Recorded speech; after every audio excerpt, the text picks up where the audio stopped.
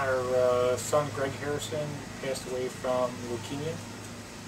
Was in the hospital over the period of 2.5 years through blood transfusions and platelets, different things in the hospital. Several times when we were in the hospital, we had to get transfused or platelets, and sometimes there wasn't enough to get him out of. There was enough blood or whatever, but they only would give him so much, just enough to get him out of. There was like a range of blood. Remember what was it? No, they would have to wait till they would get his type, his plasma or his plasma or his type. But you know, if his number was 80 or whatever, you know, they would usually give him just enough. Sometimes there wasn't enough. You know, if there was a shortage or whatever. And the range was like 70 to 100. No. If he needed 2 units, he'd get 1 unit. Yeah. So they kind of get him back up where he was at.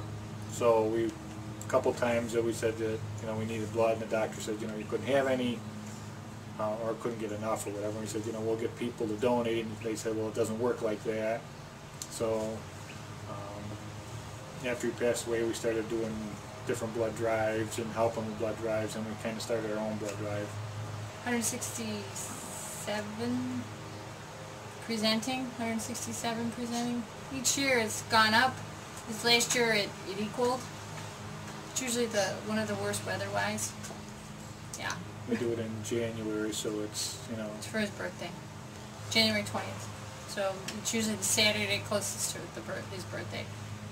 Another thing that we do is every year we do at the blood drive, we do T-shirts. The Red Cross was able to help us out with some of that this year to get the shirts, and my son TJ designs the shirts, whatever, and we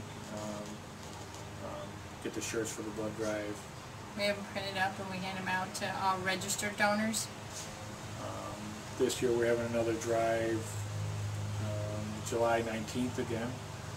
Because the Red Cross, we only do one drive, but now we've been doing, this year we're going to try another drive, because we always have a lot of people that want to give, but the time and just trying to coordinate all the stuff, so this year we had time enough to coordinate another drive. It'll be July 19th from 2 to 7. But most people can give blood. A lot of people come down that can't, and they just support it. Come down and rally the people that can, and a lot of people just get there's a lot of myths about giving blood, so it's just dispelling the myths and telling you what the truths are, and you know, it's just, you're really helping somebody. Yeah, you're uncomfortable for what, 10 minutes, but you know, you got to deal with it. Think about what these kids and people go through. It's 10 minutes. You can do it. Our oldest son's the biggest wimp in the world. He can do it. There's people that do it just for this blood drive. They wait for this blood drive and they do it. There's people that just really connect with Greg and they connect with the family, and this is their way. You know, a lot of people just feel awful for the situation that our family's in, and this is their way of helping it. You know, this year the Red Cross was tremendous in, you know, supporting us, you know, with the staff and the needs that we had. We get in there. We actually get, because everybody's so committed, and we've got a lot of people that give just for this, they bring people with them, so we get a lot of first-time donors, and you just hear, wow, I didn't realize it was so easy.